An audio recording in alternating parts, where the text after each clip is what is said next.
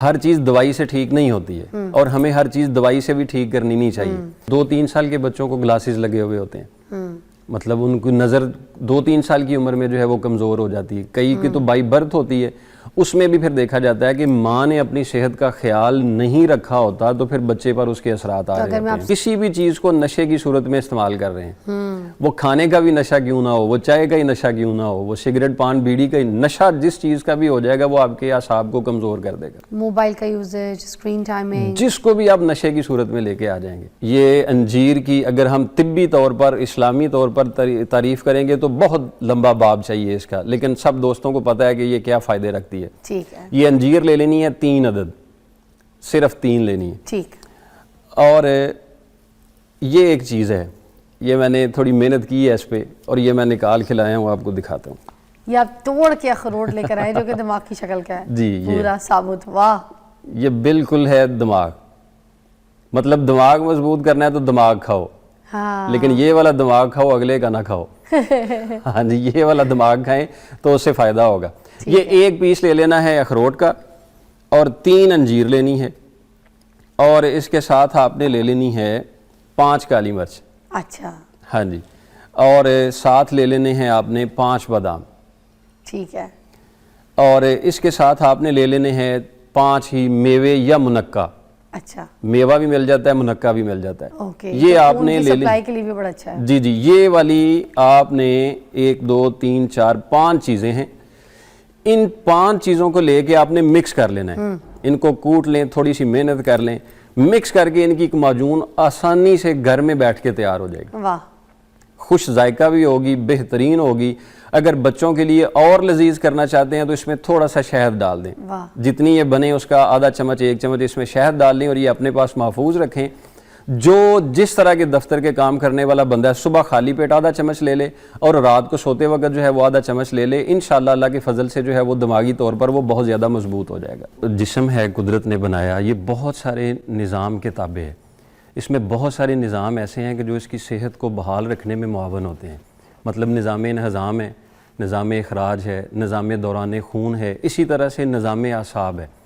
اگر ہم اس کی آسان تعریف اس سے بھی کریں نا تو وہ یہ ہے کہ ہمارے جسم کا جو کنٹرول روم ہے نا، کنٹرول روم کو اعصاب کہا جاتا ہے۔ ہمارے جتنے جسم کے نظام ہیں ان سب کو اگر کوئی کنٹرول کر رہا ہے نا تو وہ ہمارے جسم کے اعصاب کر رہے ہوتے ہیں۔ اچھا، وہ دماغی اعصاب بھی ہیں، وہ ریڑھ کی ہڈی کے اعصاب بھی ہوتے ہیں، وہ پیٹ کے اعصاب بھی ہوتے ہیں، وہ چیسٹ کے اعصاب بھی ہوتے ہیں، یعنی یہ سب کے سب جو ہے نا کسی سگنل کے انتظار میں ہوتے ہیں کہ کہاں پہ کیا مسئلہ ہے، کس کو کتنی چیز چاہیے، کس کو کتنی خوراک چاہیے، کس کو کس حد تک جو ہے وہ ورکنگ کرنی ہے، وہ ساری ورکنگ کو مینیج کرنے کا یہ کام کرتے ہیں ہمارے اعصاب۔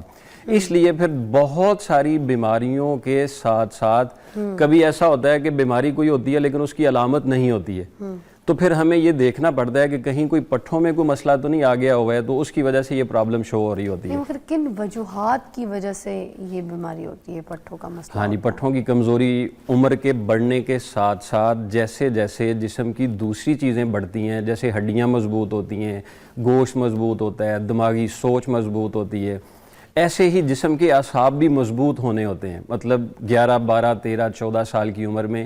لیکن اگر اس عمر میں ہی ہم ان اعصاب پر ان کی ضرورت سے زائد بوجھ ڈال دیتے ہیں، میں آسانی سے صرف سمجھا دوں گا کہ ہماری آنکھ کا ایک وقت تک دیکھنا ہے، مطلب اگر ہم اس کی حد سے زیادہ اس کو جو ہے وہ لگانا شروع کر دیں۔ اچھا، ٹھیک ہے۔ اصل میں نا اعصابی کمزوری ہو یا جسم کا کوئی بھی نظام ہو، جب ہم جسم پر اس کی ضرورت سے زائد بوجھ ڈالیں گے نا تو وہاں سے بیماری شروع ہو جاتی ہے۔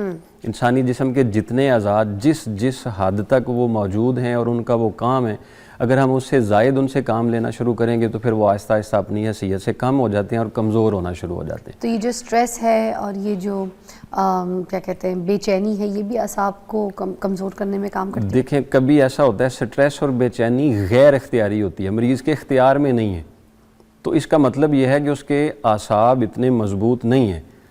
آپ نے ایک جملہ سنا ہوگا، فلانا بڑے مضبوط اعصاب کا بندہ ہے، یہ اس کو کہا جاتا ہے کہ جو ہر چیز کو برداشت کرنے کی سکت رکھتا ہے، مطلب وہ غمی، خوشی، کسی کا رویہ، کسی کا دباؤ وہ برداشت کر سکتا ہے، مطلب اس کے اعصاب اتنے مضبوط ہوتے ہیں کہ کہ نہ اس کا دل دباؤ میں آتا ہے، نہ اس کا دماغ دباؤ میں آتا ہے، نہ اس کا جسم دباؤ میں آتا ہے. تو یہ مضبوط اعصاب کی نشانی ہوتی ہے کہ آپ چیزیں برداشت کرنا شروع ہو جاتے ہیں. لیکن اگر آپ سے برداشت نہیں ہو رہی ہیں تو آپ کے اعصاب کمزور ہو رہے ہوتے ہیں. میں عرض کر رہا تھا کہ جیسے جیسے عمر بڑھتی ہے، مطلب 11 سال سے لے کے آپ 18 سال کے نوجوان کے اندر دیکھ لیں تو اس کی دماغی سکت، اس کے دیکھنے کی، اس کے سونے کی، اس کے اٹھنے کی، اس کے جاگنے کی، اس کے کھانے کی جو سکت ہوتی ہے نا، وہ ایک غیر اختیاری اس کے ساتھ ہوتی ہے. وہ سمجھتا ہے میں سارا کچھ کر سکتا ہوں، تو وہ اس چکر میں بہت زیادہ بوجھ اپنے پہ ڈال رہا ہوتا ہے، دباؤ ڈال رہا ہوتا ہے، جس کی وجہ سے پھر وہ آہستہ آہستہ دیر تک جاگنا شروع ہو جاتا ہے، وقت بے وقت کھانا شروع ہو جاتا ہے، اور بیماری کی صورت میں علاج بھی کئی نوجوان نہیں لیتے ہیں، وہ ٹھیک ہو جائے گا. نوجوان نسل میں اعصاب کی کمزوری دیکھنے میں یہ تو بہت یہ جلدی ان سالوں میں زیادہ آ رہی ہے.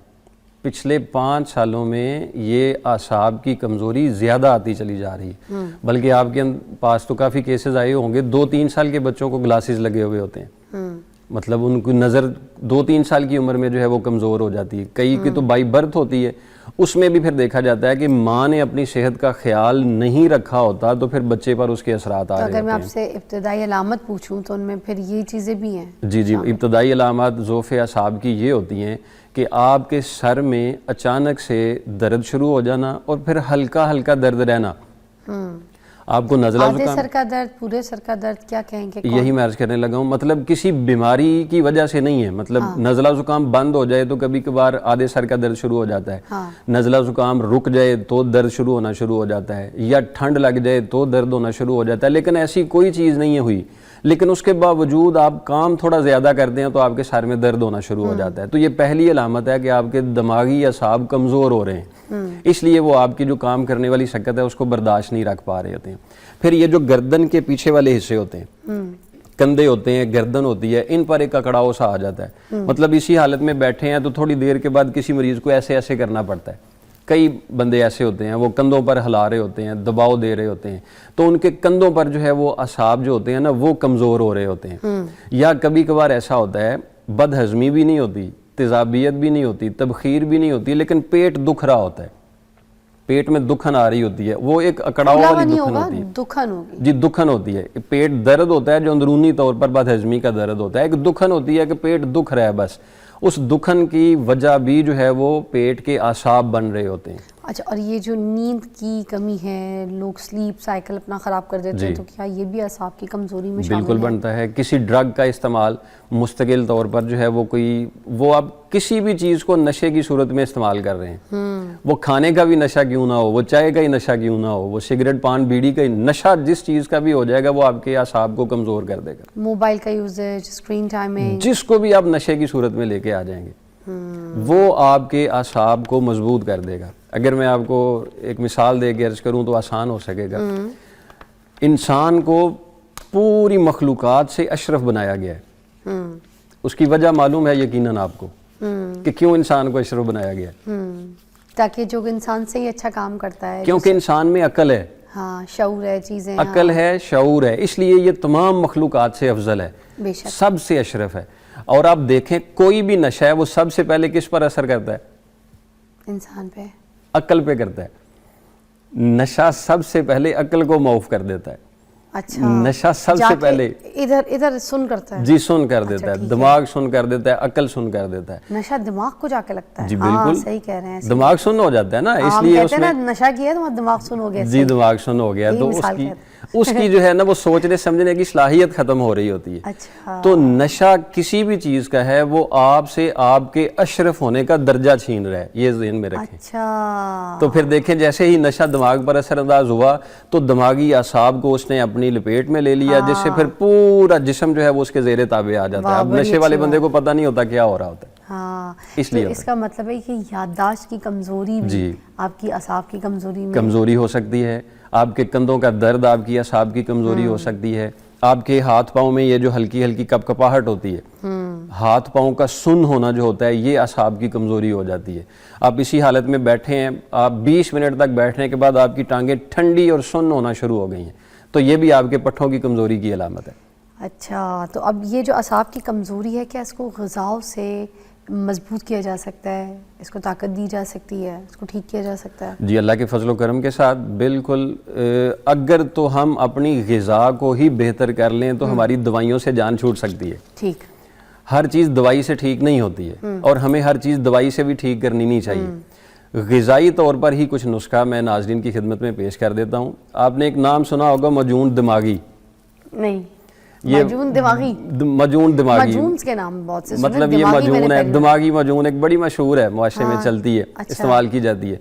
हम आज मजून दिमागी बनाने का तरीका बता देते हैं। वाह। आसानी से घर में बैठ के आप मजून दिमागी तैयार करें और हर छोटी बड़ी एज वाला उम्र का बंदा इस्तेमाल करे। अल्लाह के फजल से दिमागी थकन, बोझ, दबाव, स्ट्रेस, परेशानी, काम का बोझ जो हो रहा होता है, ये उसको ख़त्म करने में मुआवन साबित होगी इंशाल्लाह अल्लाह के फजल व करम के साथ। ये आसान सी चीज़ें हैं।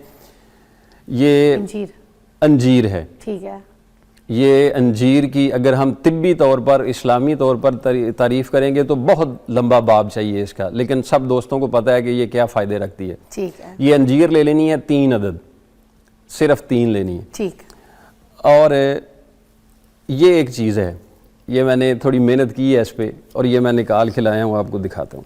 ये आप तोड़ के अखरोट लेकर आए जो कि दिमाग की शक्ल का है। जी, ये पूरा साबुत। वाह। ये बिल्कुल है दिमाग, मतलब दिमाग मजबूत करना है तो दिमाग खाओ। हाँ। लेकिन ये वाला दिमाग खाओ, अगले का ना खाओ। हाँ जी, ये वाला दिमाग खाएं तो उससे फ़ायदा होगा। ये एक पीस ले लेना है अखरोट का और 3 अंजीर लेनी है और इसके साथ आपने ले लेनी है 5 काली मिर्च। अच्छा। हाँ जी, और साथ ले लेने हैं आपने 5 बादाम। ठीक है। और इसके साथ आपने ले लेने हैं 5 ही मेवे या मुनक्का। अच्छा। मेवा भी मिल जाता है, मुनक्का भी मिल जाता है। ओके। ये आपने ले सप्लाई के लिए भी बड़ा अच्छा है। जी जी, ये वाली आपने 1 2 3 4 5 चीज़ें हैं।